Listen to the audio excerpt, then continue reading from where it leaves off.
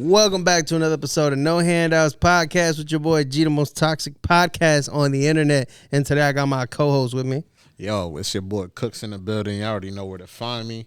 I already know how it is. You heard we got the Lord with us on a Sunday. You know what I mean? God bless. Amen to that. And we got a special guest today, man. Yes, listen, man, super excited to have this guy on. Like I said, we talked about him previously when we had All Spit It on, Yes, bro. sir. Shout out to Oz, definitely did some digging on this guy. Like I said, he's got a lot of awesome stuff that you guys need to link up with. But I'm gonna, let him introduce himself. With no further ado. What's up, folks? I'm Milkywaay. I'm a producer from Farmington, Connecticut, and I'm also the host of a platform called The Kitchen, which is a music content platform. Yes, sir. Yes, sir. Shout outs to my boy, man. So, if you guys have not checked out The Kitchen, fire concept. We're going to get a little bit more in depth on what The Kitchen is and how it works because, like I said, I really think it's a fire concept. You guys really need to tap in. Milky, man, nice to have you on the show, bro. Yes, sir.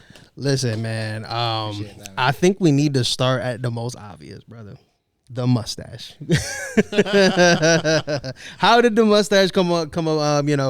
Like, how did, was it always a thing? Was it just something that, recently? Like, what's the word? No, so like in high school, I just when I started growing facial hair, I just started shaving like out of habit. And then in the back of my mind, I always knew I could have like a great something. Great some kind of facial hair. And then it was when I broke up with my girlfriend. Okay. Right after that, I always kind of like joked about growing out, and she was like, no. And then after we broke up, I was like, you know what, fuck it, I'm gonna do it. And then I just grew it out, and it was a great choice. It was a great choice. Hell yeah, bro. It's like now you got to wash this mustache at the top. You know what I'm saying? Yeah, that's just what it is, man. Hey, shout outs to you, bro. Like I said, it's dope because it's kind of like a signature, right? Like people like know. Yeah, Milky for the mustache, right, so I think it's a dope. I think it's really dope. Just give us where this started, man. Like, like how did the producing start? Like, where did the love for music start? Like from day one, where are we at, man? Sure. So I've always been into music, even from like an early age. I was like playing on the toy xylophone at home, and I started learning all the orchestra instruments when I went through like high school or like elementary school, middle school, high school. And I was always listening to like kind of music on the radio and stuff. And then when I got to college and I had like the free time to walk around and, just kind of like listen to what I want. Yep. Without like being in the house. And I just kind of like explored and got into music. And I tried to become a rapper, actually. That's how I first got into making We all did some I did some freestyle in high school too. Yeah. So I made my first song. I picked out the beat on YouTube, and my friends were like, oh yeah, did you buy the beat? And I was like, you got to buy the beat? I'm a college freshman. I don't have anybody for that. I'm going to make my own beat. And that's how I started making beats, and then I never turned back to rapping. All right, okay. No quick little freestyle from Milky maybe in the future, maybe. There's one verse out there on SoundCloud. Okay, it's pretty fire. So I would have to like do better than that. Okay, to bring it back. So all right. I respect it, man. All right, and then after that, it was just like, man, the producing thing just started taking off. Like you know. Once I started doing it, I realized how much I liked it, and I was just like enamored by it. So I just kept doing it. That's fire. So who would you say is probably like the first person that you worked with where you were just like, okay, this is fire. I'm doing this for the rest of my life. Like, who was that person? So I had a couple friends in college I worked with. There was a whole bunch of people. I went to UConn, so there was like probably 100 kids my age who were doing music within a 10-minute walking distance. But really the first person who like inspired me to like keep doing this as like a lifelong thing was my friend Artis, and we still work together really closely. Fire. He was just another person who had just been into music like super deeply from like a really early age, and he was just like super passionate about it. And he started off as like a rapper, but he's really like evolved, and now he runs like a marketing company, and he finds like really cool ways to use holy shit music in his own like work and stuff. So it's really cool like how his use of it and his interest in it has evolved. That's crazy, man. That is crazy. It's like the evolution of just like where the music can take you. You know what I mean? Yeah. So no, that's actually pretty super fire, man. So with the producing, who would you say is probably who would you say were your inspirations? Like, obviously, like, you know, at first you kind of just start off making beats. You're just like, I just want to make a fire beat. Yeah. And then you start getting deep into it, right? I mean, even me, right? Start a podcast, and I'm looking around at these other podcasts, and, you know what I mean? Right. Like, I'm better than you, I'm better than you, but you better. But, you know what I mean? Like, who were kind of those people you start listening to, you just like, okay, I see what type of time they're on. Top five. All right, so top 5. Well, I would want to talk about it like as early versus late, actually. Okay, go ahead. So like early on, I was really into a lot of the people who would put stuff online because I wanted to learn about making beats. So like Nick Mira was a producer for like a lot of Juice WRLD stuff, and he's done a lot more stuff. Dope. With like tons of people now. And he would always live stream. So he was like somebody I was following super closely. And same with somebody like Kenny Beats or Kenny Hard for sure. Yeah, I'm just trying to think of like a couple other people like that, but like people who are posting stuff online a lot. But like more so over time, the people who have like stuck with me really for their production would be people like I would say like The Alchemist is way up there. Okay, fire. The fact that his sound is like really recognizable, even though it's changed years, a lot man. over time. Yeah, Years. And he's just been around for like the whole like just forever. Yeah. And then somebody like Metro Boomin is really cool too. How like completely dominant he is in the trap industry. How much money he just sold his catalog for is like totally unprecedented. Shout out for to any Metro. producer. Shout out to Metro. So inspiring, so crazy. Nah, shout out to Metro. He does need to shut up and make beats, but he shout out to Metro. No. Shout out to Metro. But All he does, he cooks. No, he is, bro. He He's different. man. He's absolutely different, You bro. don't miss. Like That boy don't miss. Hey, the BBL Drizzy beat was fire. I ain't gonna. It was a joke, but it was fire. Bro. So what would you say your sound really sounds like? Like your beats, like are you like very much like, can you cater to anything like drill, trap, like, you know what I mean? Maybe something more Kendrick like, or like what would you say is like your core sound? I really try to be versatile. One of my like main things is I try to be able to make a beat for like any artist. So I can do like any kind of like hip hop, like I can do like trap, like old school boom bap, like R&B, but I can also do like pop or like house music or fire. I can do like any of that like new drill stuff. Like I really try to like stay on my toes and be able to do like whatever. I peeped on your page before I showed up here. He made a 1920s. Oh yeah, beat, That was hard. That was hard, bro. Yo, but that's the fun part about being creative and just like being at home in your creativity. That was absolutely that's dope, bro. But if I had to pick one genre, like I really love R&B. That's where I really live at. Yeah, and I really feel like a lot of trap and like hip hop, like you could say it. Damn, what am I trying to say here? Sounds the same. No, it's just like it's like very like the beats are very loud and in your face. Whereas like a lot of R&B music leaves a lot more space for like a singer, and I really like the minimalism. Yeah, and it provides more of a challenge for me as a producer, like trying to figure out like how to craft the right sound using the fewest number of sounds possible.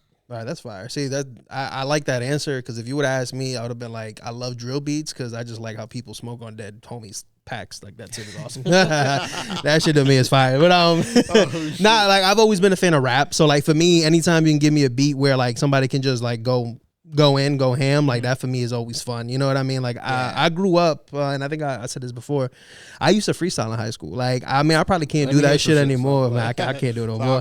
But like the idea, like you said, everybody has like a rap dream at some point, and we used to freestyle, and man, like bro, we used to have the little circle in the lunchroom, and I'm not saying I was the nicest, but I held my own a little bit, you know. I was throwing a little something in there. It was cool, you know what I mean? Yeah. Green eggs and ham, Sam I am. You know? As long as it gets a reaction. Everybody was gonna hype you up, even if you just said anything. It don't matter. It don't matter what you said.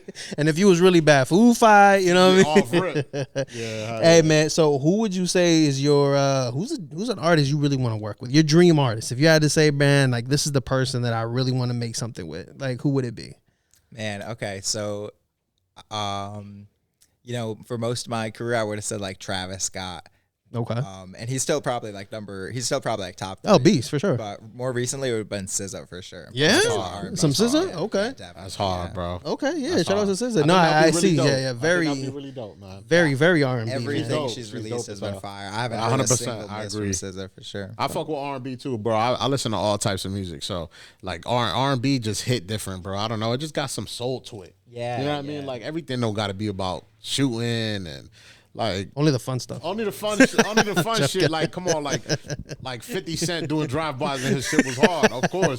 But like I don't know, like R&B just hit the soul different, bro. Nah, it does. You know what's crazy too is I think the older you get, the more you start to appreciate that type of stuff. Like you start to slow it down.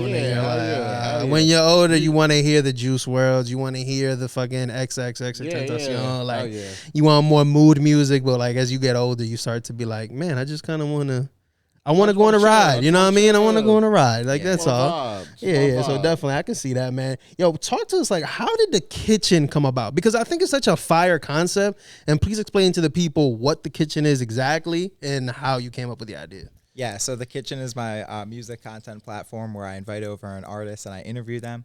I make them a beat and I record them doing a freestyle. We record the whole thing and we put it up on YouTube and we put clips up on social media. And the whole point is to show off like that behind the scenes process of an artist making music in like a more like a less formal setting for the artist fans, so they can get kind of like a sense of what it's like to be in the studio with them. Right. And I've been doing it for about 2 years now. I started it in January of 2024. Yeah. So I'm rounding out season 2 soon.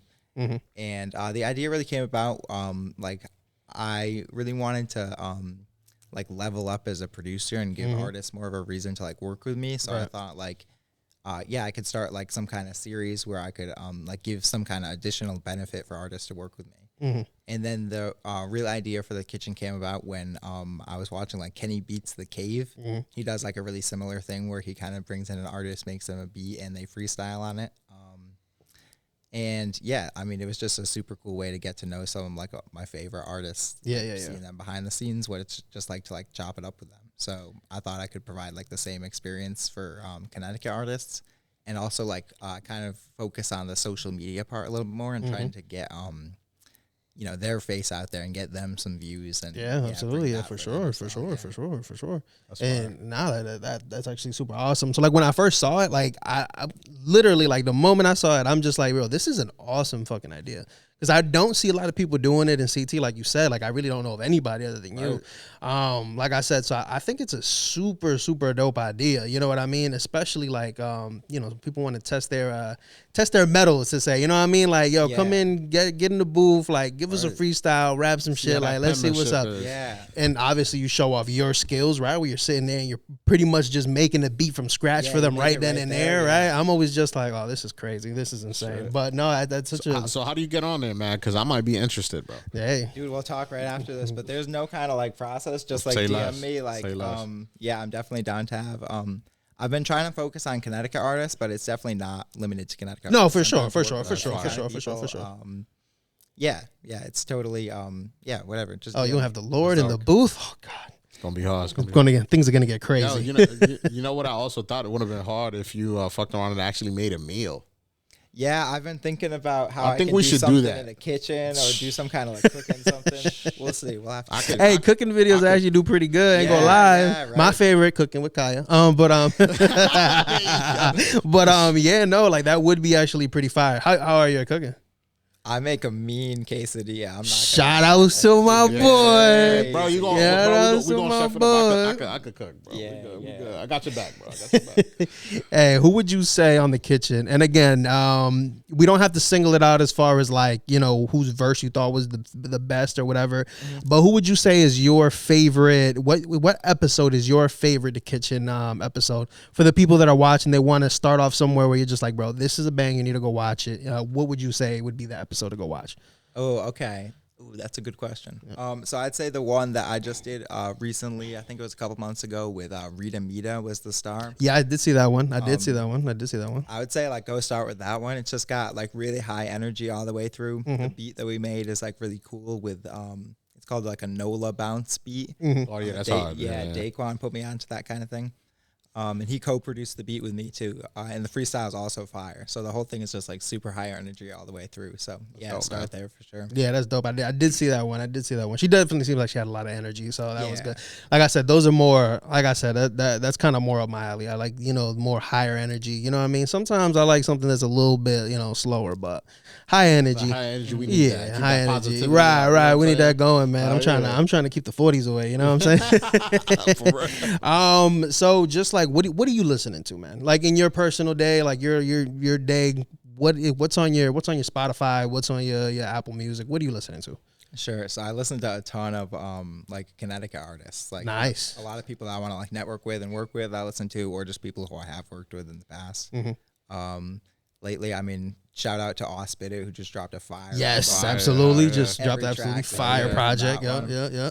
I also just came across a R&B artist like outside of Connecticut called Genevieve, who I've been loving lately. Yeah. Okay. Her last 2 albums have been fire. Okay. And then another guy called Dijon. I mean, I feel like he's been making a lot of noise in like the underground R&B space for a long time. But he's got some fire albums. I'm trying to think what else recently. Yeah, I guess that's just a lot of Connecticut stuff. Nah, that's fire. Okay, cool. And like I said, you guys watching at home, go check those artists out. You know what I mean? Yeah. If they're listening, you know what I mean? Reach out. You know what I mean? Let's work. Get you on the pod. You know what I mean? So we can do some work. But yeah, so I wanted to ask you a question, just because obviously you are a producer, and this one's kind of been a bit of a topic of subject for like the last couple, I would say for the last month, maybe 2 months or something. How do you feel about this whole AI generated music? So yeah, I have some pretty complicated thoughts about like AI generated music. So like, I mean, we just had an artist, like an R&B artist, like Zanya Monet. I was just gonna reference her. She just she signed a $3 million. That's crazy work. I can't remember the last time I heard about like a artist like getting signed for $3 million first record deal. Right, that's crazy. And I definitely think it poses like a big threat to like real artists. Like that's $3 million that could have gone to like one art, or it could have gone to like 3 different artists or like 5 different artists or something. For sure. And like given some people like they could have signed like some real artists. And so supposedly there is like a person behind the reel, like behind Zion. Yeah, like she is a woman. I think she does sing or something like that. Yeah. But I mean, there's all sorts of other problems with like, I don't know, it just being like a fake person. So like you could be talking about like unrealistic like beauty standards, or just like I don't know. I guess like the same thing where like you've got like Korean pop stars who have like a huge team of stuff, or like a huge team of people like producing the stuff that they make. I'm not super like opposed to like, the teams like like ghost writers and like ghost producers and stuff like that, but yeah, I don't know. I guess I have some like complicated thoughts, but it's definitely going to be interesting how it evolves. We're just at the beginning of it. We just had like the first big AI artist sign, so it'll be interesting to see. Scary times, man. Bro, we're cooked. Scary times, right? Because like I feel like where are we going to be able to allow these artists to like grow and flourish if like some AI artist is going to drop heat on the first week? Bro, like even just bringing AI aside from the music, you got people fucking making fake versions of like reenacting the whole MLK speech. Really? They reenacted Rob Williams. Really? Their family came out and they were like, "Yo, dude, we don't like this." Yeah. Like where do we draw the line? Like, bro, this is Back to the Future. Like for real. Like no, for sure. Then it's like, and I mean, even though like Drake, I thought it was fire, but I also did have like a little bit of a problem with the whole AI Tupac thing that he did. I'm just like, like let that man rest. Don't do that. You know what I mean? I felt like it was a misstep. It's just, man, AI is getting to the point where, and I was talking to Late Night about this the other day. I'm like, imagine you going to school and then to be a doctor, and let's say you just decide to do all your schoolwork with AI. Now you got to do an open heart surgery on me. You can't AI that. You can't AI that, right? Like you really got to go in there and take care of business, but you don't know what you're doing. You know what I mean? Like, so I don't know. Scary times. I do feel like artistry for a while now, and I don't know how you feel about this, but I feel like artistry has been kind of on the decline for a while. Like people are definitely agree, yeah. people enjoy more of that, you know what I mean? And shout outs to all you girls on Instagram doing whatever you guys do. But like, you know, though that type of content gets way more clicks than somebody that can go in there and paint you the fucking Mona Lisa, which is crazy to me. You know what I mean? Right. So now somebody's putting a program in on a computer and then they're coming out with somebody who's got 9 million streams in the first couple months. I'm just like, yeah, I don't see it. Like I'm gonna start, you know, pooping my pants when they start coming out with AI podcasts. Now I'm gonna feel some type. They already do. I mean, they might. I'm just, you know what I mean. So got the fake baby AI videos, like, bro. Scary, bro. So it's crazy because I did see it. I don't know if y'all saw it, but Timbaland, I think he was the first one to actually sign like an AI artist. He was like one of the big first people. Yeah, he got a lot of flack for that. You know what I mean?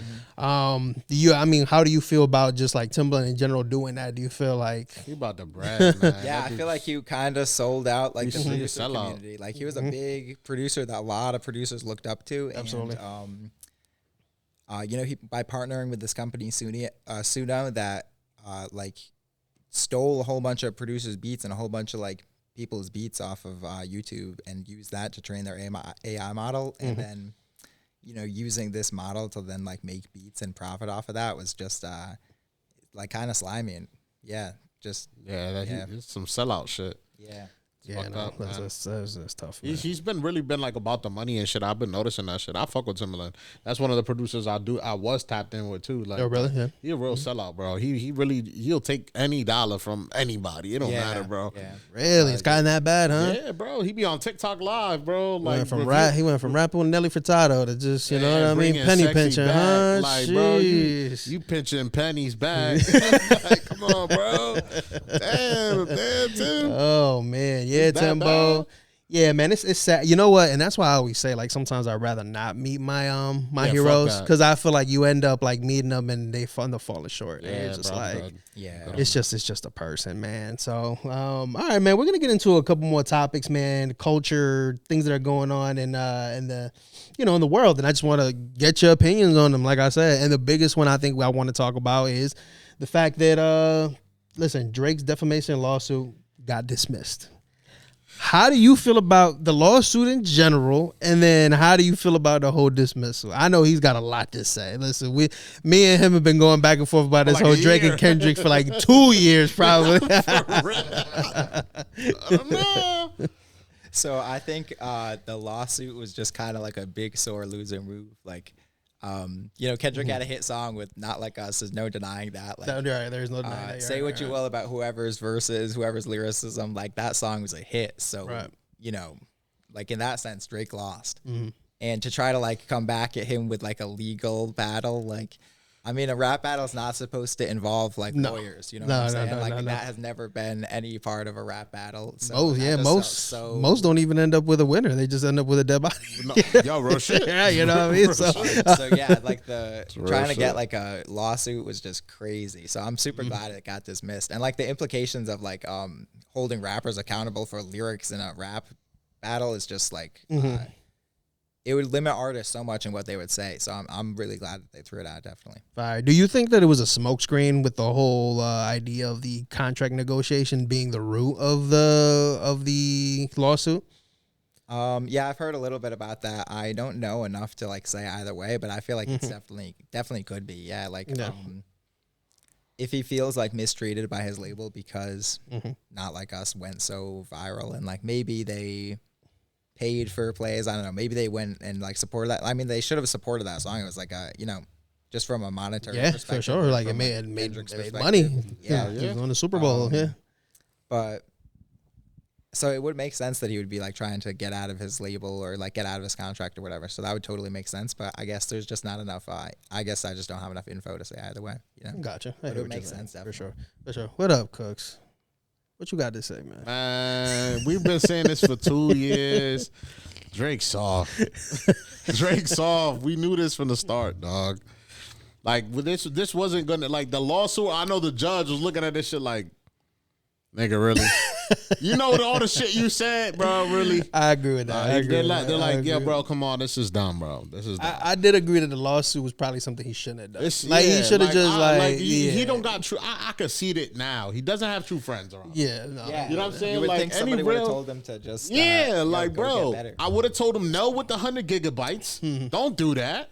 You got a song with a lot of weight. Wait it out, bro. He should have pulled what. I feel like that could have been a big record because it was good. Saying. It was a really good record. Yeah. Red light, green light was a bop. He could have literally just been like, "Yo, I'm gonna bow down and I'm gonna take this L. That's fine. Y'all gonna say whatever y'all want about me. I'll see y'all in a year or two. And let me cook up my material. Let me spin back and let me go through experiences. Let me be a dad, nigga." Yo, you right. I just feel like it's, and I said this before. It's like you ever like get into an argument with somebody, just like, I don't know, randomly, you just might be like, bro, I could bust your ass some ball. And he'd be like, nah, you can't. Drake is the nah, you can't. Right. And then he get his ass busted. Drake is the then you bust his ass and he's like, put 100 on it. You know what I mean? Yeah. Like he had to double down. You know what I mean? Like it was tough. Yo, Mitch, you always bought your money, B. You always bought your money. Double up. Yeah, man, he lost. Hey, yo, shout out. But I mean, listen, like I said, still one of my favorite artists, man. Both of them, for sure. Still gonna listen to him. I do think he should have took a break from music. He should have took some time off and just kind of like regroup. Ain't nothing wrong with regroup. That's it. But I feel like with someone like him, he's been so used to like killing it for years and just being 16 summers of straight bangers that he's like, no. It was like the Wolf of Wall Street that you gotta go. Yeah. I ain't fucking leaving. You know what I mean? So he just decided, guess what? I'm gonna stay. You guys ain't kicking me out. Sorry. Right. Yo, I got some advice for you, Drake, bro. What you gotta do is take a producer that you've worked with in the past, but not one of these like super close collaborators, and just like lock in and make a new tape like with that producer. Like I would say like The Alchemist would be perfect. Or like just a Milkywaay. Milkywaay would be perfect. Lock in, cook up a new sound like that. Is not necessarily like super new for you, but something like to the people. Yeah, I really liked Honestly Nevermind because it was like you've explored that avenue a little bit. Was hard. But you came out with like a full record on it, and it's like you're not going to be able to recapture like the Take Care moment, like the. I think it's come and gone for sure. So, like I said, but I can't rap like that cool, no fun more. Projects instead of just trying to like just like dominate the charts all the time and be like the hottest. Like it just gets so corny. You know? I think that's become kind of his thing, you know what I mean? I don't know if he would know how to maneuver if he wasn't on the charts anymore. You know what I mean? Like I think he's just, and it's crazy to think that he's 40 something years old, and he's still producing at a high level. It kind of reminds me of LeBron, even though he's having his issues with LeBron. But you know what I mean? They broke up. They broke up. Yeah. It was a nasty divorce, but he took everything. Oh man, how do y'all feel about that? Like I mean, we've talked about it before, but.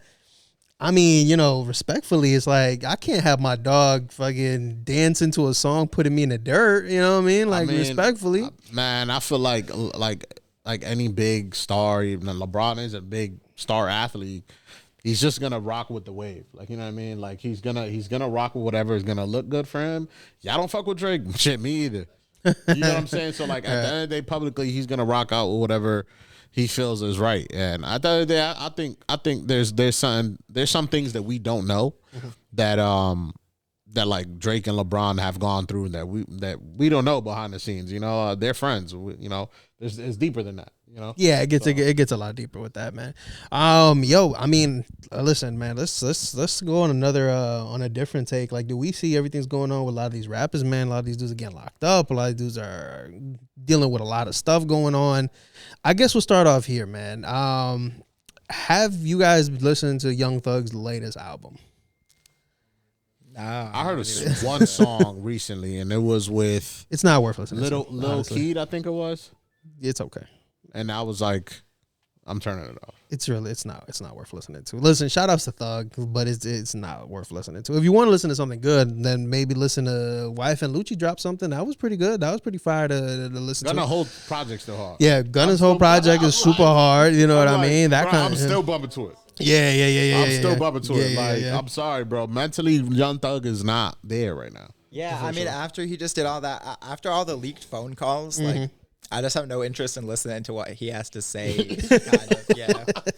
It takes away. Yeah, it hurts him in a really bad way, right? It's just like, yeah. And I mean, it's one thing to talk about Gunna, but like to talk about Glorilla for no reason. Yo, like, did you hear that? Did you hear the tape she dropped? Yeah, did you guys hear that? Did she come back? Yeah, bro. So Let's go. you remember a couple years ago they had the song, right, where they were just like stupid looking boy, whatever looking boy. Well, she did one of those, and she just went in on him and Mariah the Scientist. Thought it was fucking hilarious, That's but fire. yeah.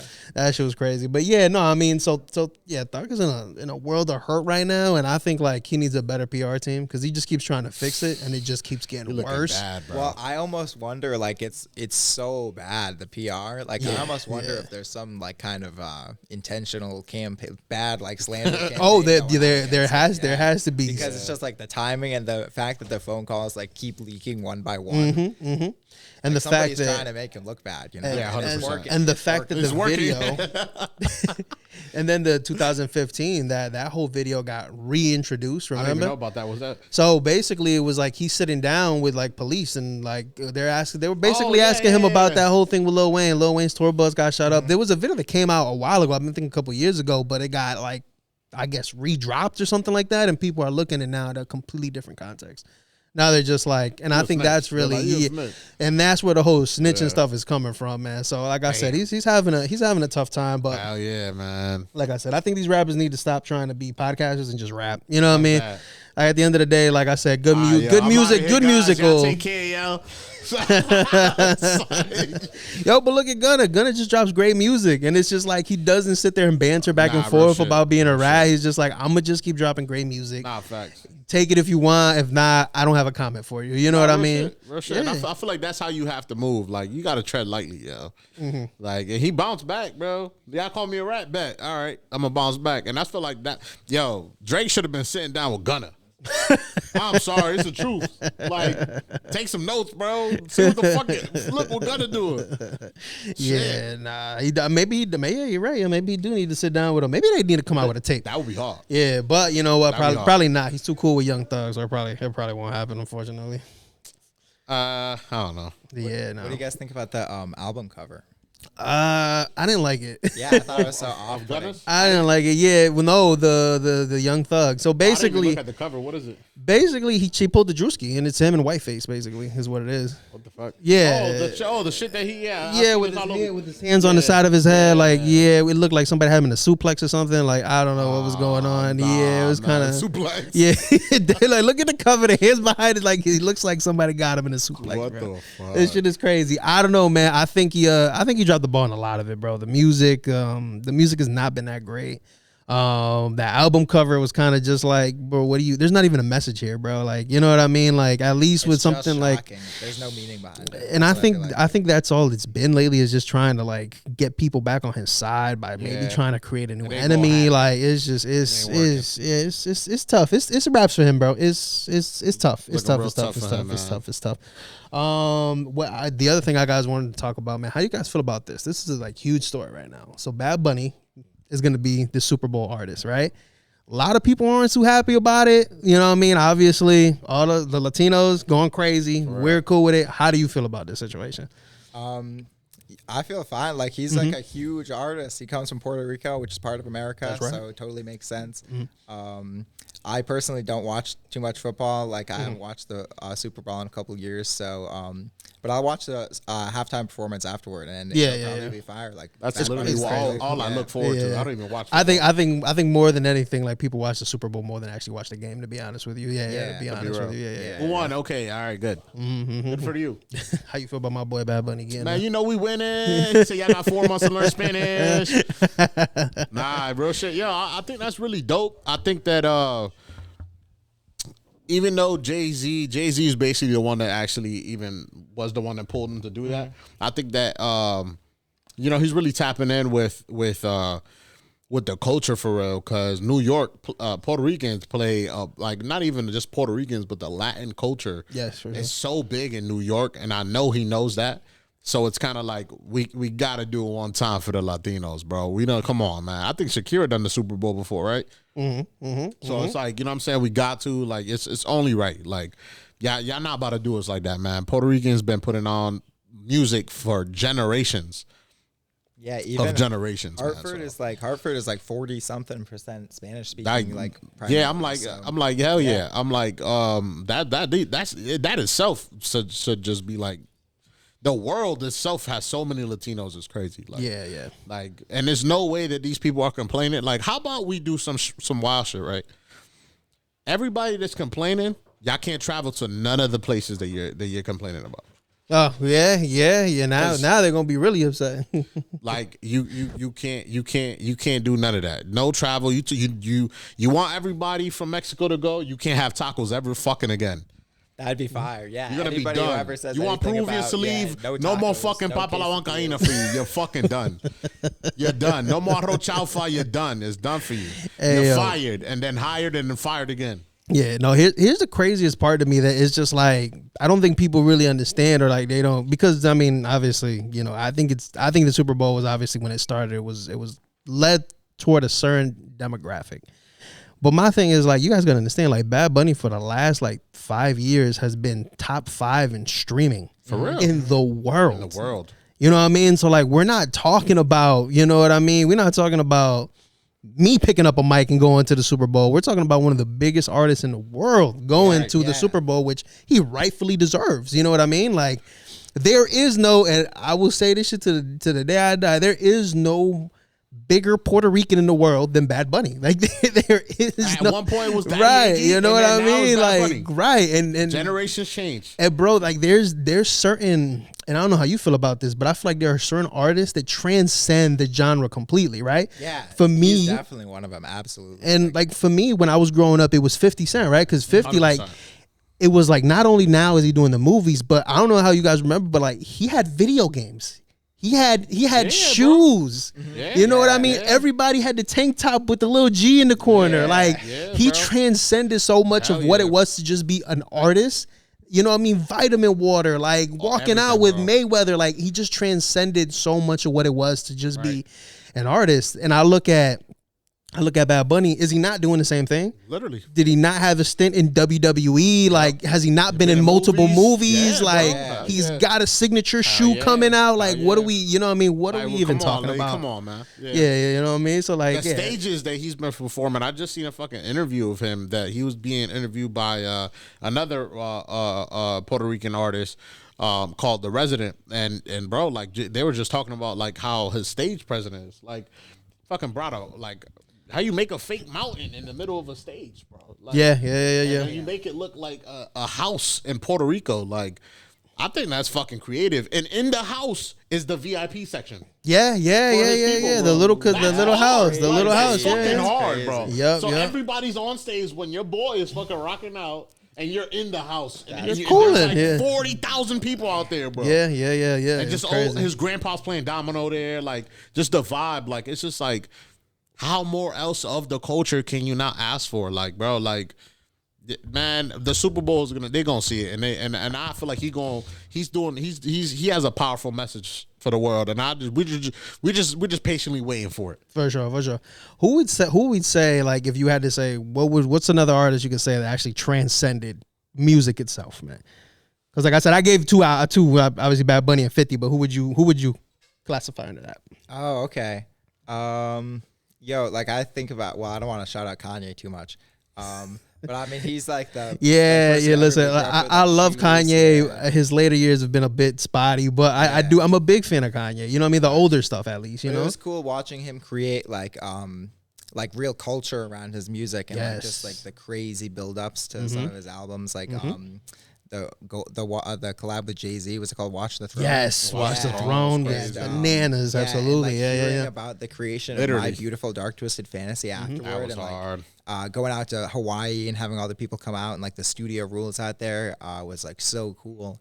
It created like just like almost like mythology around the creation of this music. But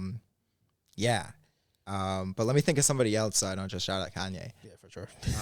No, shout out to Kanye. Listen, shout out to Kanye. Listen, heartbreak, bro. Listen, like, sometimes I always say we need to kind of separate the art from the artist, because like we get too invested in like what they have done, what they haven't done, and then like it gets pretty messy. Yeah. So I mean, like I said, I enjoy I enjoy the older music. Like I said, the shoes were fire. You know what I mean? And this is like a guy who was like not just like, he was like an impactful person. Yeah, yeah. And like at certain points in his career, he was working towards more, stuff that more people would agree with. Like he just had like more, popular views or was like doing cooler stuff. So it's not really fair to just like talk about him like just now, right? Like because you're doing a disservice to yeah. everything he's done before. Absolutely, But absolutely. at the same time, he is acting like a wacko now. Yeah, so. yeah. I think he's. I mean, like I said, mental health is a real thing, and I think we need to definitely that man needs some help for sure. Definitely fucked up. Yeah, for sure. So, shout out to Ye, bro. I love Ye, bro, but there was a lot of shit that's just like you could see that the trauma fucked him up a lot. Even the loss of his mom, like. That shit fucked him up. Like, yeah. Like I said, man, you never know what'll trigger something like that either. You know what I mean? Yeah. So it's tough. Like I said, I still to this day, like I'll still listen to like graduation, late registration, like some of the greatest music like I've ever heard. Like it was just for the time, it was like perfect. so far ahead of its time. Yeah, we needed that shit. Like I remember like. It almost like changed the game, right? Because at first it was like everybody kind of had to have some sort of like street ties, or like it had to be something like super. And then here comes this kid with a backpack, and he's just talking about Jesus, and you like, hey yo, this is fire, you know what I mean? So he changed the game, man. Like I said, we got to give him his respect for that, bro. So just one more thing to bring up: Graduation is getting more streams per day today. In 2025 than any album released in 2025. Oh, I believe it. So like it was that forward thinking, and like it's still that different than anything other people have done. Wow. I believe it, bro. I believe it. I mean, like I said, the man truly was a genius. Like I said, somewhere he put a fork in an outlet, but you know what I mean. Like I know, yeah. Still shout outs to him, bro. You know what I mean. Electrified the whole brain. Hey man, so listen, another one of my favorite rappers right now. Again, unfortunately, these rappers love getting in trouble. Shit. Is my boy Lil Durk cooked? Is he cooked? Gone. He's gone? Gone. He's gone. What do you think? My boy Lil Durk cooked? I didn't hear anything. I haven't heard about this. He's locked up. So Lil Durk has been locked up for conspiracy for murder. Obviously, his music is very centered around, running up on the ops, smoking packs. So the type of shit I like. But basically, he got caught up, I guess, murder for hire. They found a bunch of information that he was sending these guys out on missions to go get the ops, Recently? He's in jail right now and awaiting trial. I think he got picked up maybe 2 months ago. So just to give you an idea, like it's looking like some of those guys are gonna flip on him, which most of the time they usually do. I don't understand why these people think that that they got these people that are gonna sit in jail for them anymore. But it's done, bro. Them days over, man. Everybody's for themselves, bro. Yeah, it's just tough. For real. You know who else cooked? Who's cooked? That dude David. Oh, come on. He's fucking cooked. Come on. And I hope he gets cooked so bad, bro. Sheesh. Because that's so fucked up, dog. You know what's crazy, bro, is that doing my research on David, I never heard of David. So as I'm listening to the music, I'm like, yo, the kid was actually talented. Bro. But it's such a dark and ugly, bro. The dude is a creep. I will say this. No, respectfully listen. I would say if you look at his music and videos and you compare him to somebody like The Weeknd, there's almost a stark contrast. Like you look at it, you like, hear you, but bro, nah, bro, this nigga done had that little girl. Like, that's unexcusable. That's unexcusable. Yeah, that's unexcusable. Nigga, you weird. That's unexcusable. Like that's like, bro, I had to like when I found out about him, I had to go to like my playlist and be like, check. Like, do I have this motherfucking playlist? So I double checked. I had one song, and I'm like, yes, I do remember the song. And then was it the Invincible joint?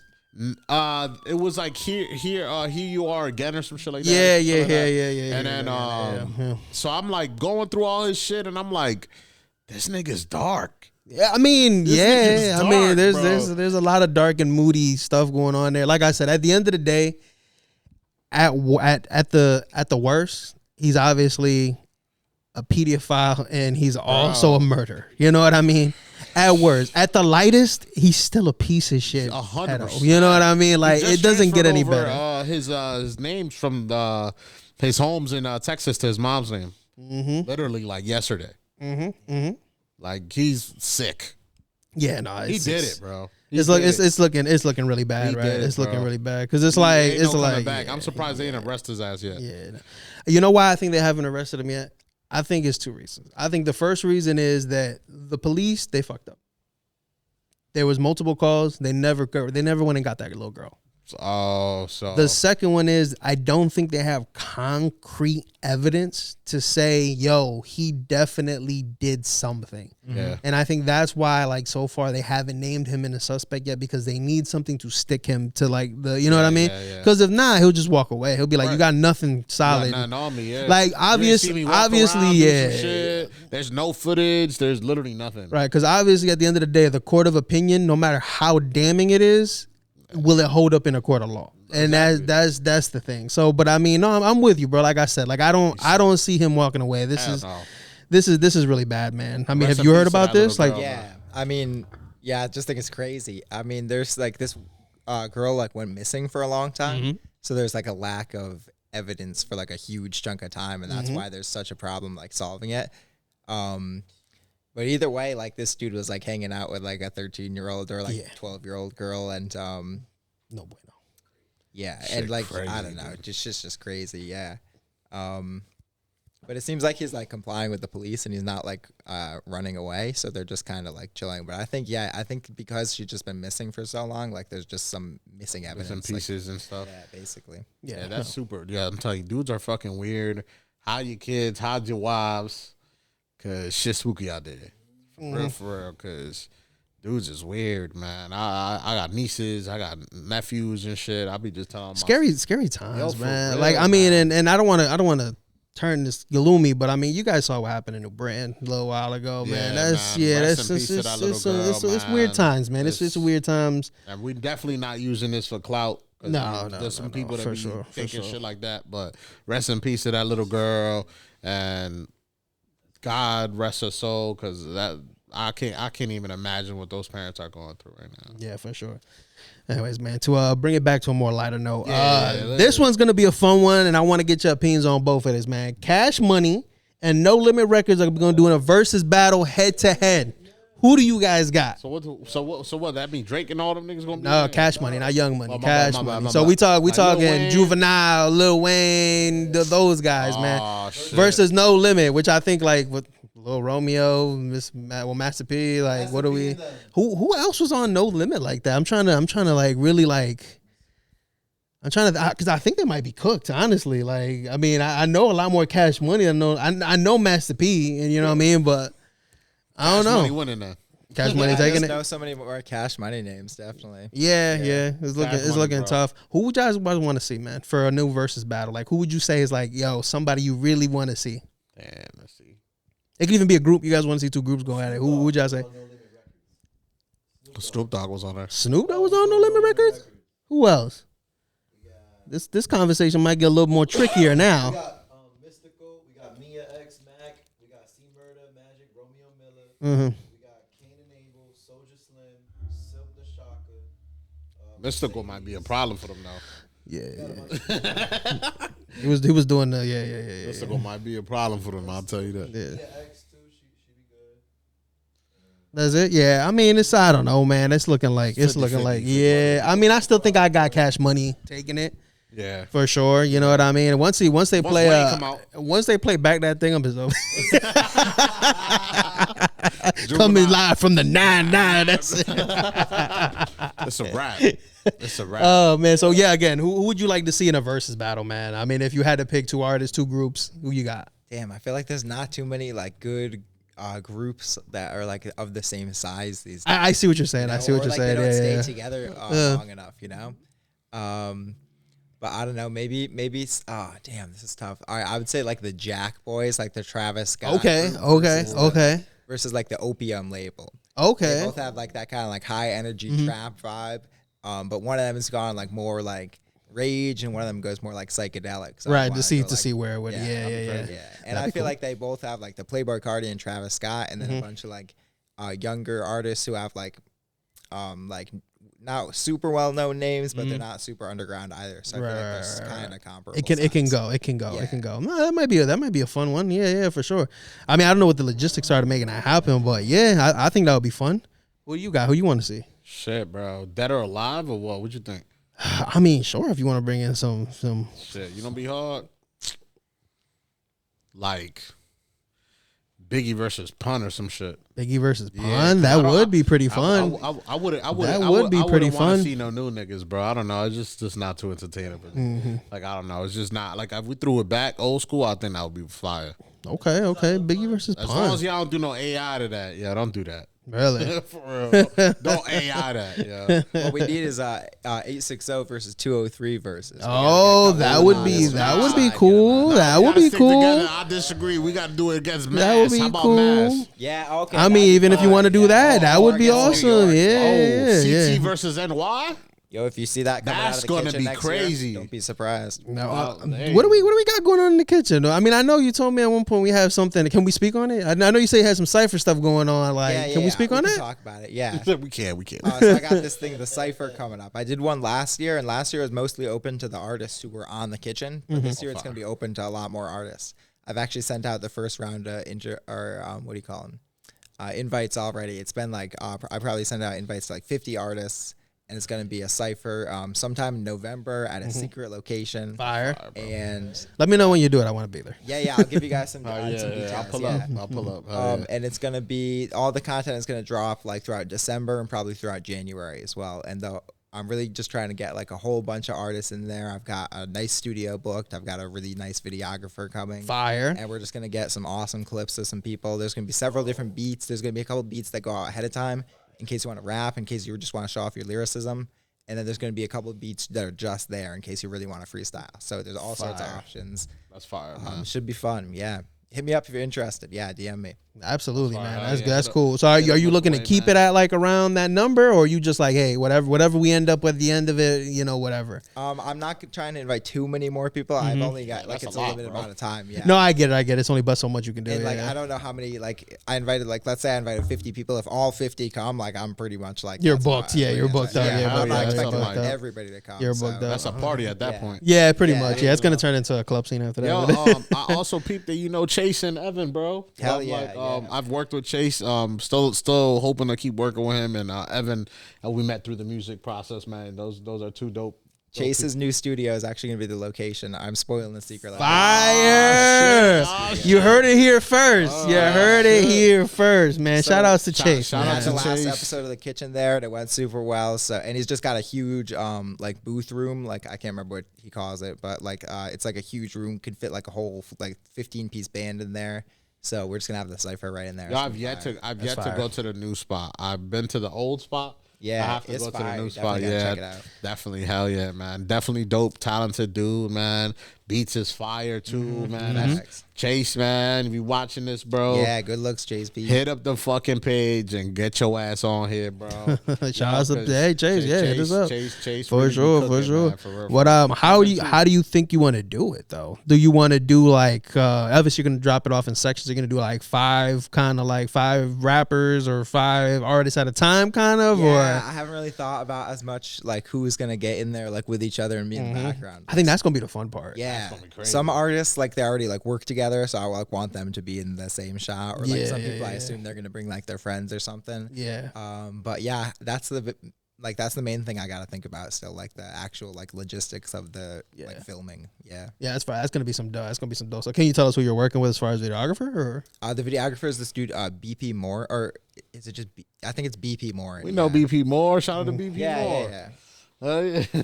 Yeah, my boy Shah from the block got me connected with him, and he gave me a really good price because he's just knows it's all for Connecticut artists. So yeah, no, that's fire. That's fire. Like I said, man. I mean, we need more of that. Honestly, we need more of that reach and more of those people working together. So that's actually really fucking fire, bro. Love that.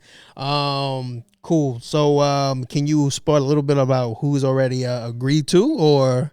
So if you don't want to, that's fine. That's fine. We can save it. Yeah, I just sent out the invitations. I didn't even ask for RSVPs yet. Okay. But, I would say I've been talking about it the most to the artists who were on the kitchen this year. I've been planning this since last cipher. So everybody who's been on the kitchen, I've been mentioning, yo, there's gonna be another. You're good. There's gonna be another cipher at the end of the year. So stay tuned for that. So I definitely expect to see a lot of them there. And then a lot of the people that I've worked with as a producer, like anybody who has been on, I've got a Spotify playlist that's like all the songs I've produced. So any Connecticut artist who's been on there has been invited, and just a lot of the other people that, you know, are just like around Connecticut, like making a buzz, you know? Are we going to get a secret, what's it called? Are we going to get a secret Milkywaay verse? Oh, I'm pushing it. I know. I asked earlier. I'm pushing it. Yeah, but you know, stay tuned. You might. You know what I mean? But bust out the pen and pad real quick. You know what I mean? I got the beats already, so I got time to write. Yeah. So that might be something fun. What up, Cooks? You going? You know what I mean? Can my boy Cooks get on? Hell Can the Lord get a? I'm with whatever, bro. you can utilize me as a tool. I'm here, bro. Yeah. Shout out to my guy. I love that throughout this whole entire time, bro. You've been it's something that I do too, man. I rep CT to the death, bro. It's just we're from here, you know. This is and I feel like we're so slept on with all the amazing talent we have here, bro. And also I do really feel like producers are very slept on, bro. I feel like it's always like the artist, but it's like without you guys play a big role, man. Like it's like without you there is no artist, like, you know, at all. Like, and people need to really like acknowledge that, you know. I feel like we've always had like producers like pushing stuff behind the scenes, but there hasn't always been like producers who want to get out there and be like the face of their own music. Right. And that's like changing recently. And like we already talked about Chase, who's another one who's like doing super a good job fire. of just like like I hear his tag everywhere. And the other person I wanted to shout is Young Ray Beats, and I think he's in like the Bridgeport area, or maybe like I'm pretty sure he's in like the Bridgeport area.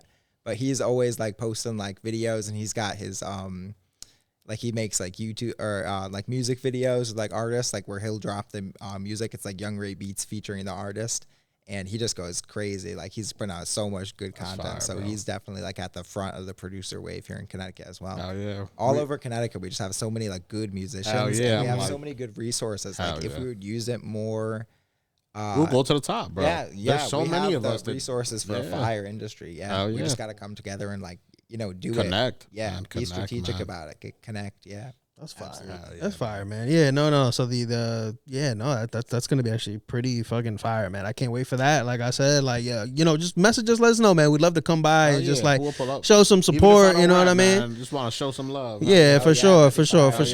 You know what I mean? Maybe maybe I can help out a little bit of behind the scenes. You know what I mean? Talk to some of the people. You know what I mean? Like I said, it's always about collaboration and working with each other. So like I said, maybe give them a one-on-one little interview, real quick. You know, something really quick. Yeah, as they're exiting, maybe we do something like that. Yeah. I got some. Yeah. You know what I mean? Be like, hey, what's up, man? What's good with your verse? You know what I mean? So that would definitely be cool, man. So shout out to you, bro. Like we do need to do more of those collaborative efforts. You know what I mean? To push the culture forward. Yeah, and these days it's not just about waiting for the artist to drop. Producers, you guys can drop stuff on YouTube. You can drop stuff on your own Spotify page. Like, get out there and like get active about it. Like, put stuff out, because people are only gonna listen to stuff that's out there. So go get that. Why do you think artists are so like? And I always say this too. I mean, maybe I'm bugging or not, but it's just like, if you don't put the music out, then no one can discover it. Nobody can hear it. You know what I mean? I know sometimes it's kind of like, I want to make sure it's perfect.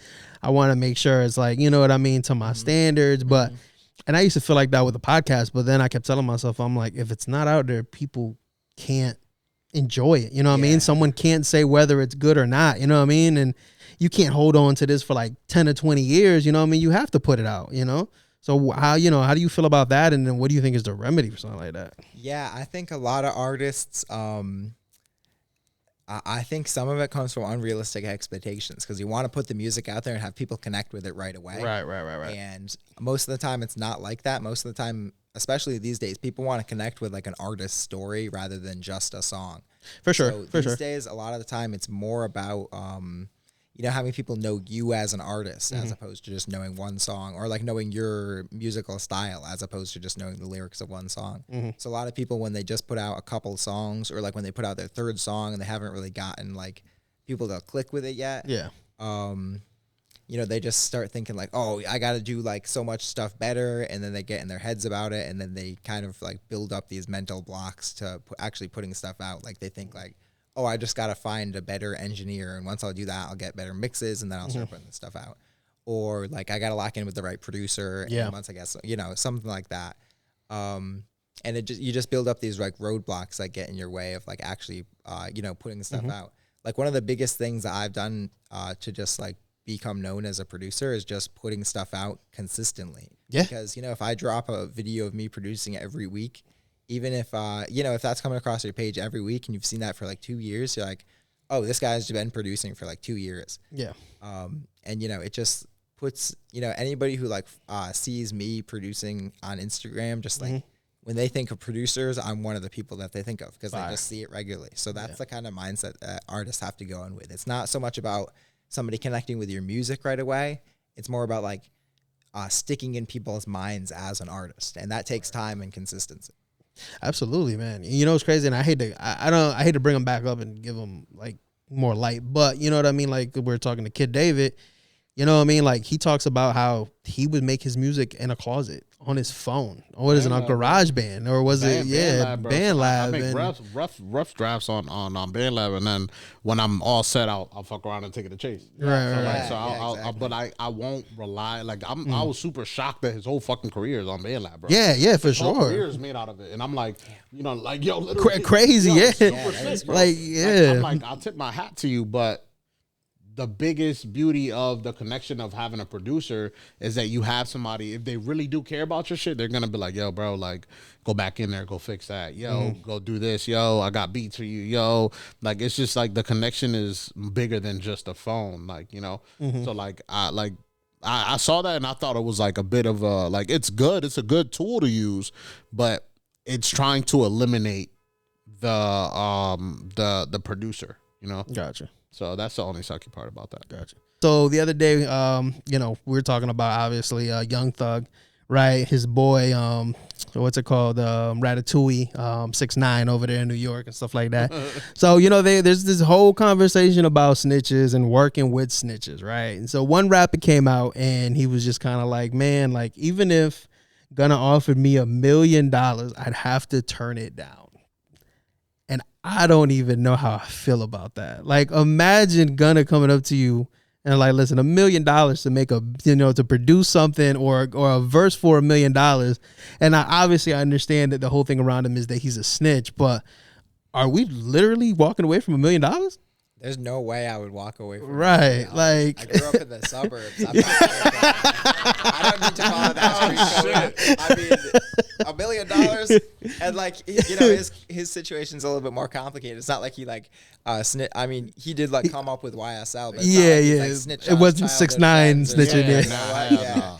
And it's oh jeez. And even 6ix9ine shit might be a little valid too. Same thing. Like, I'm like, this nigga was clapping your shorty, bro. For real. They did kidnap him. Yeah, I don't know. It's tough. Like, so Milky, we taking $1 million, huh? Fuck, we taking. Absolutely. Running it up, gotta, bro. yo, call me, yo, gotta hit me up, bro. Gotta hit my boy Milky up. Coach, you taking $1 million? Bro, give me that chicken. I'm taking that, bro. I got it hard, bro. But you want to track with 6ix9ine? Nah. Even for $1 million. Even for $1 million. I don't know. 6ix9ine might fuck up my career, bro. Gunna might boost it though, cause six be on some shit, huh? Nah, bro. I'll do that shit with Fuerza Regida first. Oh, man. That is first. Tough. You do a Mexican band before you do 6ix9ine? And I'll do that for the free ski. I'll do it for the free ski because I know they hard. Hey, yo. They ain't snitches. Nah, 6ix9ine is still a bad look. Gunna it ain't that bad. It's hey, yo, where does all this, like I said, is it the fact that he just flat out snitched that got people like really disliking 6ix9ine? Yeah. Or like, what is it? Lot, bro. And then I don't know. For me, was that he put his hands on women. That throws me off. That's just like where you draw the line. Gunna he was just trying to protect his life. Yeah, and I think so many people hated 6ix9ine already. He was so loud and obnoxious, so people were like glad to see him get. They were like, finally shut the fuck up. Yeah. Whereas like nobody was thinking about that about Gunna. So people were just like kind of sad. We were like, no. Yeah, exactly. Yeah. It hurt our soul. For real, it felt like I was in Interstellar real quick. No. People who didn't like 6ix9ine's music were like talking about it, like, yo, this shit sucks. Like people who didn't like some people were hurt. Just listening to something else quietly. Some people in the hood. I have a question for you guys. You know what? That's an interesting conversation. Did you guys actually think his music was good? Because I felt like low key, like his persona kind of boosted the music in a way where it was like bigger than I thought it really was. Like, how did y'all feel about the music? Because I know Gummo was like the big song. Right. It blew the fuck up. Everybody loved it. And yes, I love the energy on Gummo for sure. Right. But when I go back and I listen to these tracks, I'm just like, yeah, he really wasn't that good. Like, yeah. No, I feel like they're bad, like straight up. Yeah. It was all the stupid shit he was doing. I think, like you said, people connect more with a story. Though. They were catchy. So, and the story was like, the music like lined up really well with like his whole persona and his whole look. Right. And like they were catchy enough at the time. So it was like a good, like, it was good to listen to then, but like, I'm not going to go back and listen to Gummo now. Yeah, no, definitely not, man. Listen, I don't think I got that man in my playlist at all. I don't either, bro. Like I said, I think it was just when he first came out, I think everybody was just kind of like, oh, yo, what's going on with this? And I think at the time, like, Rage's music was really popular with X and, other people like that. And I think, what I mean? Like I said, and the whole street thing, especially really in New York and in California, like, those things really resonate for some reason. Right. Like the whole, like, gang culture. So, hey, listen, shout outs to him. He's set for life, so regardless, you know what I mean? Interesting story, though. You got to admit, interesting fucking story. You know what I mean? Hey, the bad news sells, too, man, I guess, right? Yeah, you ain't lying, bro. Shit crazy. All right, man. So this is the part of the pod, like I said, right at the end, where we get into a little bit of relationship questions, man. So, you know what I mean? Like, got my boy Milky here. So we going to start off with a question for you, brother. Does a woman's credit represent the person when you're dating? Like her credit score? Yeah. Oh, is it an important factor? He said, damn. Is it something that you even think about? You know what I mean? Like, what are we thinking? Damn, so I'm younger. I don't even know my own credit score. I mean, I would say it's one of those things where it's like generally like a better credit probably means you have like, you're a little bit more like, responsible or disciplined, but like, you can never, you can't make assumptions about anybody. There could be somebody with bad credit who just has like a reasonable explanation for it. That's true. That's true. Yeah, imagine that. Just like bad credit, you're a cheater because you have bad credit. I know you're a cheater because your credit is a 200. Are horrible. Every choice you make is bad. I'll hear you out if you're like not a 400. I'll hear you out if you're like a 600. We'll see. Hey, shout outs to my shorty because I got a 400. She's still. Yo, for real, G? Yes. He said yes. Ran into some situations. Hey, bro. And you see, he's not a bad guy, right? I'm a pretty good person. Yo, tell me about your 400 credit score for dinner. Let's talk about it. Let's talk about it. How did we get here? He's like, I didn't get approved for a fucking phone at T-Mobile. I can't get a fee. Oh, baby, I still love you. Baby, I still love you. Anyways, man, we talked about this before, but I kind of want to get your opinion on this, right? So Cardi B has recently, and this is the only reason I grabbed it because it was just very close to like relationships and stuff like that. She said she's okay with her boyfriend having close female friends. Now, obviously, we're not females, so on the flip side, would we be okay with our females having close male friends? Is that an okay thing? Is that not an okay thing? How do we feel about it? I mean, yeah, I've had like girlfriends who have had like close male friends. I feel like it's weird when they like make friends with dudes like when you're already dating. But like when they've had like a childhood friend or somebody like they've known for a longer time, like I feel like it's not as weird, Yeah. I agree. I think if it already came with the relationship, then I feel like it's fine. And eventually they end up dying off. Not like that, not literally. What did you do to him, bro? Yo, don't just check my backyard, B. Don't check my backyard, B. Nah, yo. He got a shovel in his car right now. Most of the time, most of the dudes are very respectful and they just be like, yo, she's in a relationship now. Like, they're doing them. Like, you know what I'm saying? But luckily, I have to deal with that shit because, like I said, they died off. Yeah.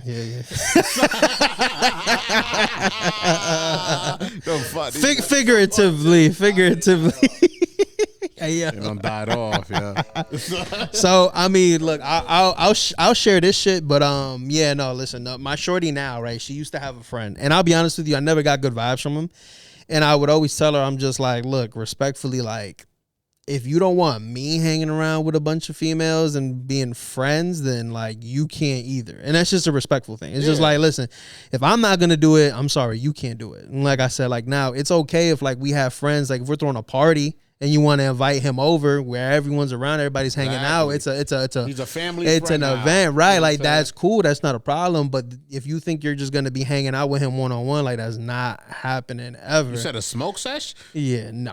And you know what? You know what's funny? And I'll share this. What ended up happening is one day this dude like literally like messaged her and was like, "I'm in love with you," and I'm like, block him right now before I go get Cooks and the shovel and we go find this dude. Like, off, you know what I mean? Before you end up dying off. So I personally feel like, look, at the end of the day, you can have friends, but I mean, if when it comes to like the opposite sex, it's just too close to. Right. No, I'm sorry. You can have all the girlfriends you want, you know what I mean? But when it comes to a male friend, it's got to be certain parameters, just out of respect factor. I'm even super respectful, man. I got a homegirl that does tattoos, and my girl knows her too. Like, but like I fucking filled out a permission slip to go to this motherfucker. I'm like, yo, we good? Like, we straight? Like, I'm like, you can even drop me off. Like, we're good. Like, nah, but like I promise, you gotta like, you know, like she's very, you know, be like, look, she's ugly, babe. She not you. She ugly. She's not you, babe. Nah, I'm like really respectful. I don't play that shit, but like. She knows her, so like I said, like she came with my relationship. Like, you know what I'm saying? I already knew this person. The chick even went to her school, so it's like, you know, she's not gonna do some shit. Like she didn't seen this before. Like she's like, yeah. You're like, you're good. So me, I want to be able to have like a recording session with like a female rapper. Like if she wants to come alone and record, like I want to be able to do that without my girlfriend like having a I think that's straight. Yeah, I think that should be okay. So, like, I gotta afford her a degree of like trust too. Right. But you know, if she wants me to like be like texting her and checking in with her throughout the session, like that's totally reasonable. You know, like if I have to do a little, just to keep your communication going. Yeah. I totally get that. Yeah. No, for sure. Shout outs to shout outs to the shorties, boundaries, man. That's it. And it's always like. Like I work in a field where I might just be working one-on-one with somebody. So it's like that would be like an understandable case. But, it totally depends on the situation kind of. Yeah. Sure, things. Yeah, it's a give and take. Yeah, relationships are harder the longer you go. Yeah. So this one. Go easier, right? Hey, man. So like I said, I usually get these questions from like things that rappers say or like, whatever the case is. I think they're great questions for like relationships. This one I got from Young Thug, right? He says he feels like if you're a man, your girl should never need a therapist. How we feeling about that? I have a thing where I say, listen, I understand that two people are in a relationship and you need to be their backbone and you need to be there for them. But I feel like, with certain situations, like, I feel like you can only be so much for a person, right? Yeah. And I'll say this, right? Like, I love my shorty, right? We can have a conversation about certain things, but there are certain things that I cannot talk to her about, right? This is why I have to talk to the bros, right? I have to talk to a Brian Alfred. I got to talk to a Lord Cooks, you know what I mean? Because I can't talk to her about these certain things. Right. So I think he's capping. I think he's on the bullshit. But how do you guys feel about that person? I mean, that's super dismissive to anybody who actually like needs therapy for something seriously, If you actually need like therapy for, aside from just like a day-to-day kind of like, casual like therapy for somebody who just uses it like as like regulatory, but they don't have something like a mental illness or something. But there's tons of people who have like a mental illness or a traumatic experience or something who need therapy. And then what you're gonna say, like any guy that they date is not doing their job because therapist, that's crazy. Right. But even so, like I don't know, your partner shouldn't also be your therapist, and like you shouldn't rely on them for too much. No. I think it's too close, and it's just like, you know what I mean. You're in a therapy session, and she's like, "Well, those socks that you didn't pick up, you left in the bedroom." You know what I mean? Like, now your therapy session is an argument, and that's why it's best that you bring it somewhere else. So there's someone in the outside looking in, telling you like, "Hey, maybe you should do this instead." Maybe you should think of how you're doing things instead of like. Because they're real quick. You in any situation, you could be like, "No, you." And it's good to just avoid all that. Like, just take it somewhere else, and then come back with a clear head and figure out whatever situation you have going on, you know. Awesome. I like the sentiment of, trying to reduce your girlfriend's stress or whatever, but, she should be able to talk to a mental health professional if she needs to. Come on, bro. For sure. Listen, I think sometimes we need to be realistic and understand that we might not be equipped to handle the situation. You know what I mean? That's okay. You know what I mean? Like if there's a fire, I'm not gonna run in there. I'm not a firefighter. You know what I'm saying? Like it just is what it is. Depends who's in there. Yeah. I mean, it depends. Yeah, it depends who's in there. If your girl's in there, you definitely walk away. But no, I'm kidding. I'm kidding. No, shout out to you, LA, baby. But for sure. Like I said, sometimes you're just not equipped for certain situations, man. Nah, real shit. Hey, yo, this one I got from Cam Newton, man. He explains, right, that his girlfriend had to list out all of the men that she had any sort of relationship with before they got into a relationship with. Because he's like, I just need to know who's got one up on me before I start shouting you out in these Instagram posts and start being seen with you in public. How do we feel? I feel like Cam, in his situation, I can see why it would be a big deal, but like, how do we feel for us guys who maybe not be in the light that he's in? He had to release all the information he fucked with, or she did? She did. I'm not mad, honestly. Like, I need the whole facts.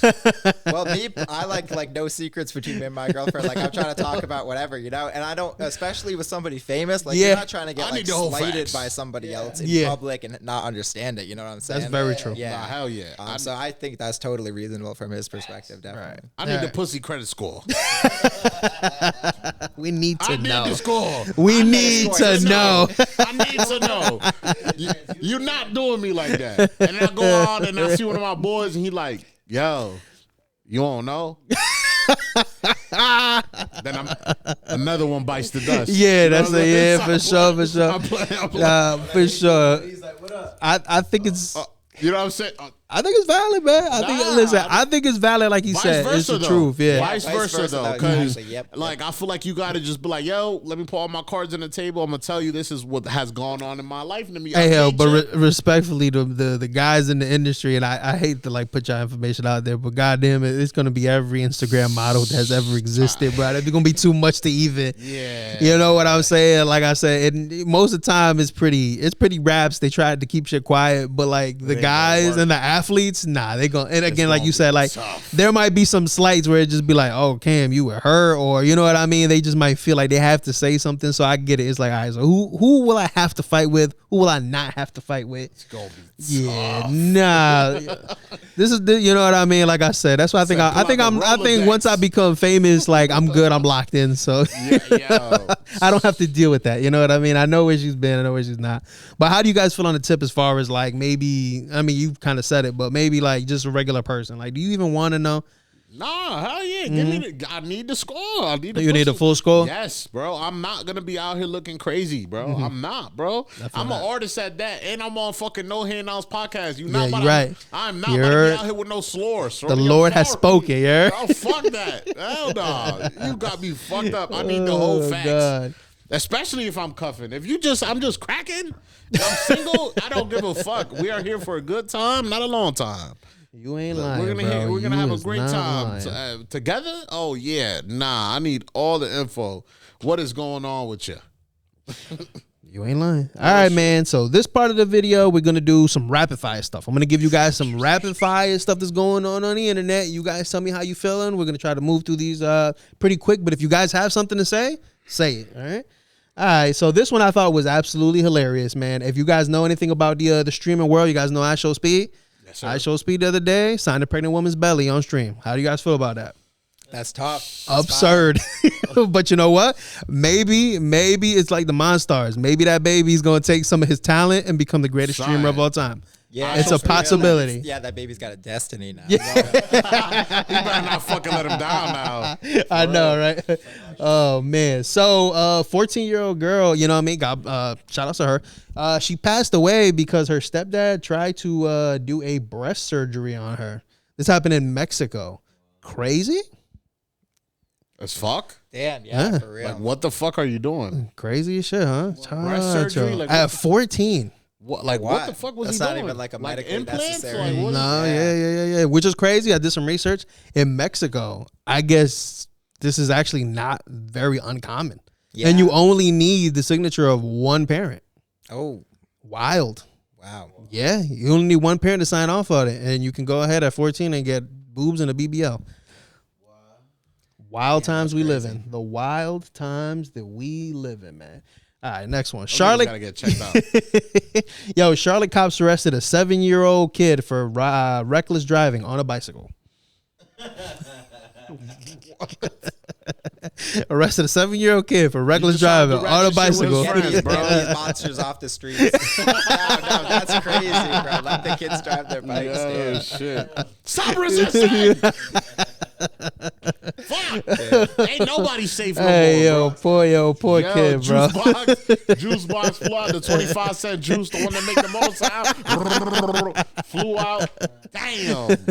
That kid showed up to school different. Man. Different. Yeah, I got locked up. Showed up with a mustache and everything. Oh man, how do you guys feel about this one? So you guys know who Mia Khalifa is, right? She showed up at some sort of fashion show, and they sat her right next to a famous designer. A lot of people feel like that's disrespect. How do we feel? I forgot who it was, man. I know it was disrespect putting a P-star next to a famous designer. I mean, it's entertainment, right? I mean, she works in the fashion industry now. I think. So I feel, but I don't know anything about about her fashion. So I don't either. I don't know if she's even like. If the guy was disrespected, then I don't think that's possible. She's like a good designer or something. Yeah. That valid to be feel disrespected. I don't even know enough about the situation. If it was somebody else, just like somebody who doesn't work. I mean, I'm just saying. I would have felt a little disrespected. I'm gonna be like, y'all couldn't have put a better corn star next to me. Like, you know what I mean? Like, if you're gonna put one next to me, she got to be the top of the top. The top. You know what I'm saying? Right.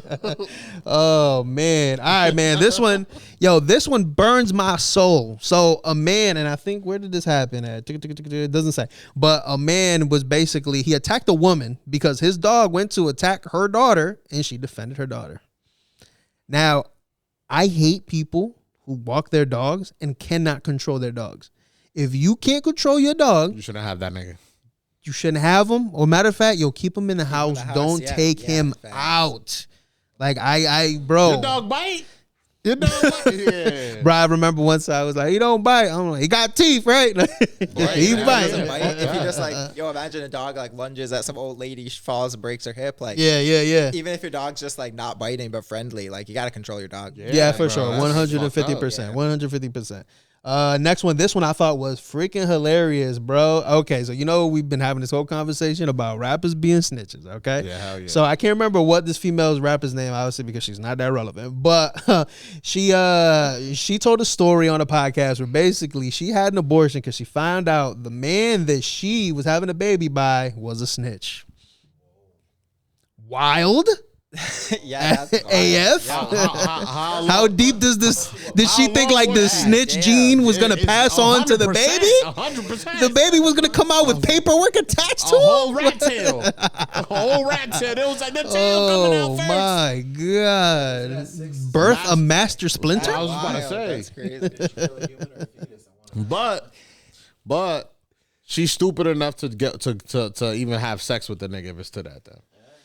Yeah, you gotta do your research first. Yeah. Like the whole facts. Get the whole facts. Yeah. Not damn the whole facts and the paperwork. Jesus Christ! It's all public records. It's all public records. I was about to say that. I was like, it ain't hard to find niggas. Oh man! All right, man. So I don't know if you guys seen this shit, but National Guard has arrived to Chicago with that whole Trump situation going on. Yeah, man, they're getting out of control with ICE. Is Trump bugging?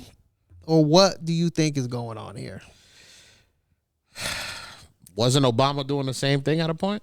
I don't know. Obama at a point was out here grabbing motherfuckers and everybody was just like, he's black. Obama was cool. I didn't even care. Obama, he was cool until he had fucking shelters and shit for Mexicans too. Shit.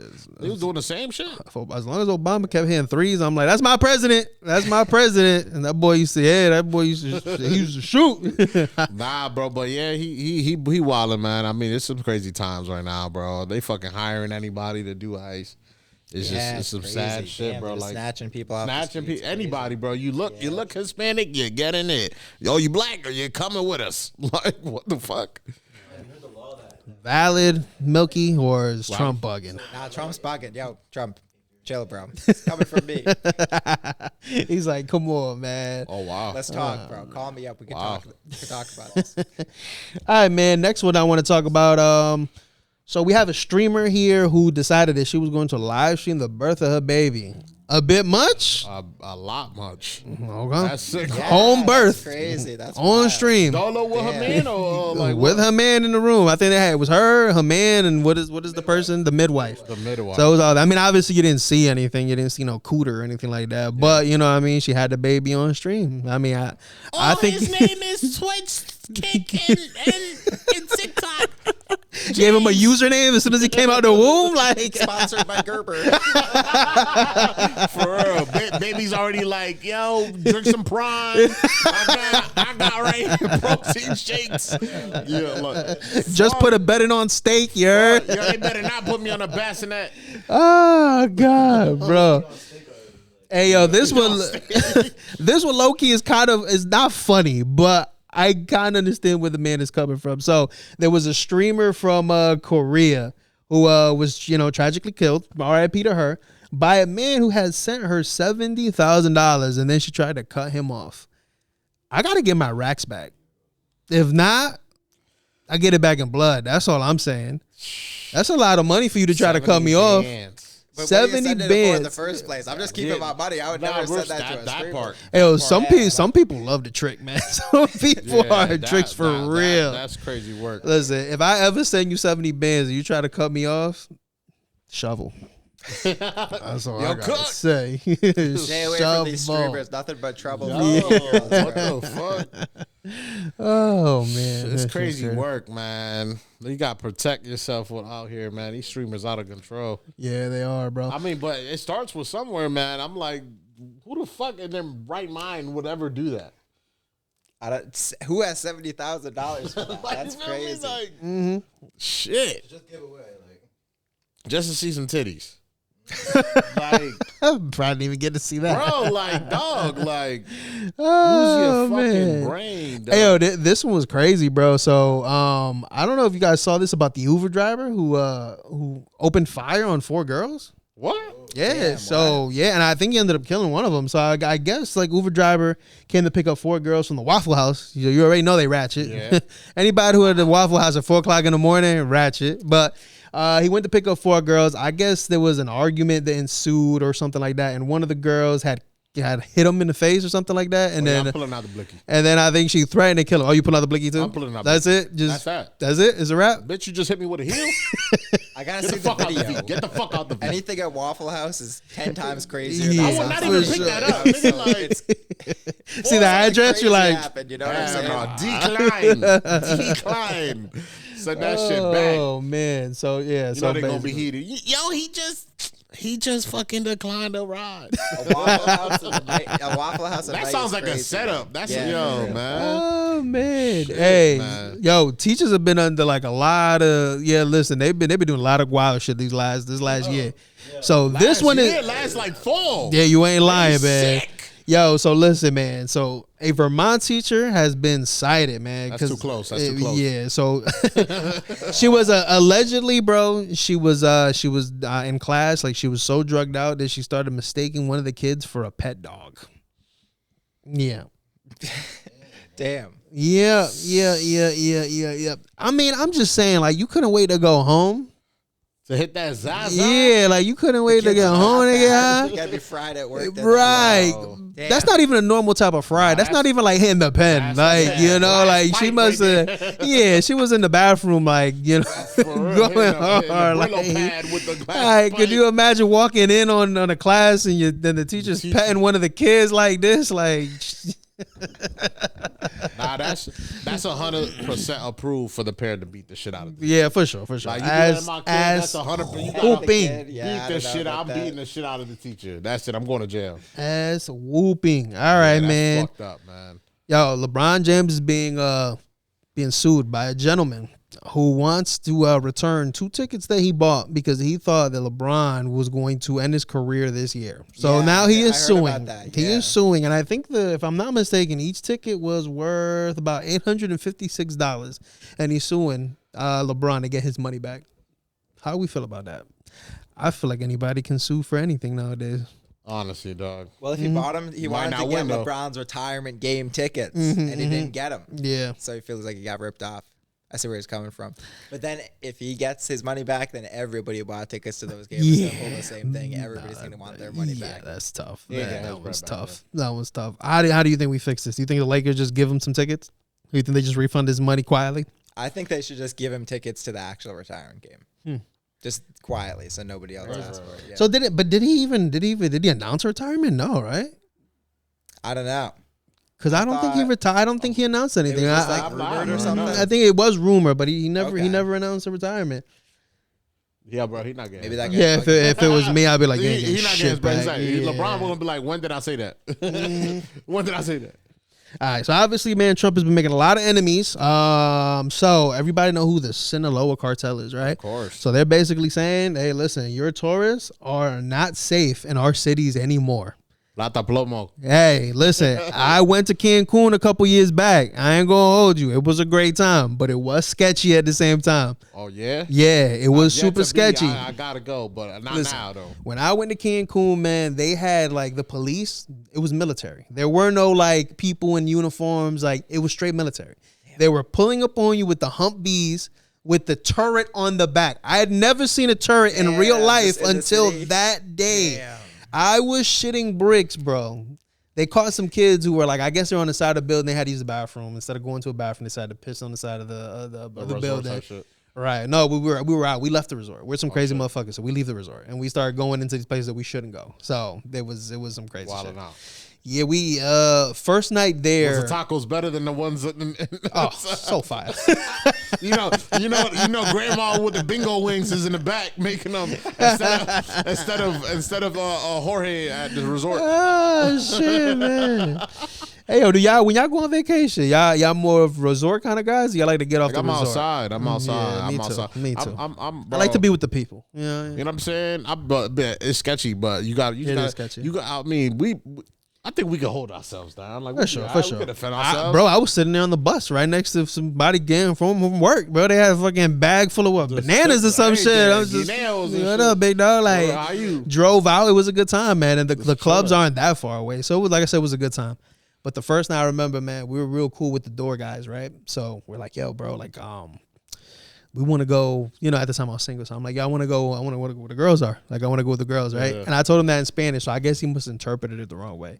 So he's like, all right, cool. So he gets us all together, right? When we're trying to go out, he puts us all in the van, and he's like, all right, cool. So if anybody knows what a putero is, that's where he sent us, right? So we're like, basically, and I'll explain to you in a minute. So basically, we get there, right? And the thing is that I guess he had special access, something like that. So they take us in through the back. Now the back is super sketchy.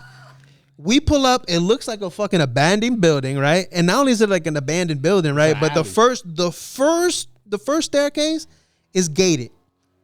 So you got these dudes dressed in black, open the gate for you. We all looking around like, damn, this shit looking crazy. You say you want what? It's you that's about to get it.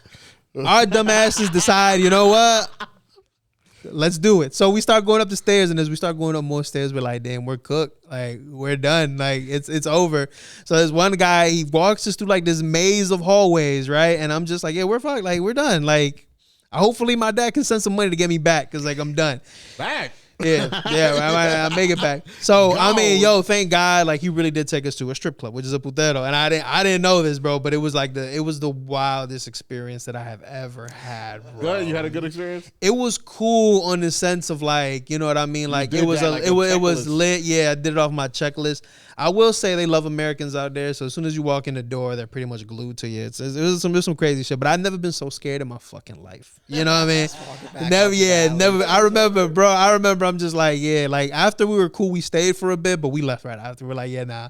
Like it just stayed in the back of my mind. Y'all was throwing bread at the shorties and shit, yo. Yeah, a little bit. You know what I mean? You got to. Throw a little bus token and shit. You know, a little. You know what I mean? American Whatever dollar. we had, a couple tortillas and shit. Yo, this white cheese, yo.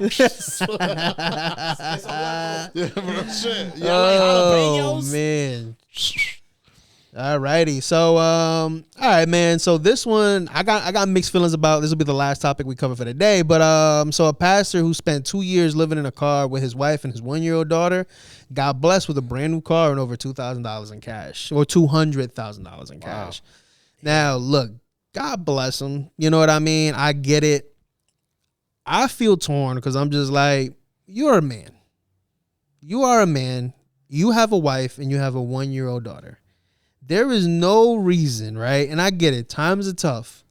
But bro, as a man, you gotta get right. You know what I mean? I understand you're a pastor. I understand that takes up a lot of your time, but I feel like you gotta take care of your family, bro. Nah, yeah. If you know what I mean, listen, if I had my family living out the trunk of my car, bro, like I would go get 7 jobs, man. If I never saw you except for maybe an hour through the day, fuck it.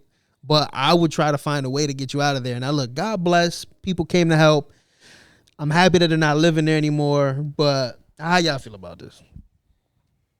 Yeah, I'd have to agree. Like, on one hand, it's cool. It's a cool thing to see, like, all the people come together and, like, provide for somebody.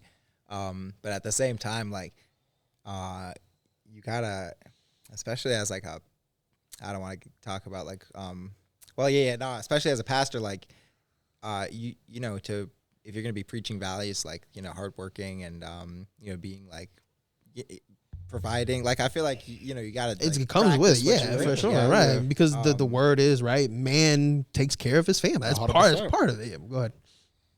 Yeah. So absolutely. I feel like you got to practice what you preach. Okay. And if you're going to be preaching like good 100%. Christian values, you got to, you know, provide for your family. Definitely. For sure. 100%. Yeah. Yo. Definitely, bro. You said it. As a man, you got to come through for the fam. You can't just be leaving your daughter there. That shit is just like too much, bro. Like, I get it. Let's say if something really fucking went south for a week or two and shit happens, but bro, after that week or two, you better fucking get that ass up or something, bro. Right. Like, even that week or two is too much. Like, you know what I'm saying? Like, right. Oh no, he was there for 2 years in that car, bro. Nah, I can't. 2 years with a 1-year-old. Bro. Can't, bro. That's just like I can't respect that, bro. No.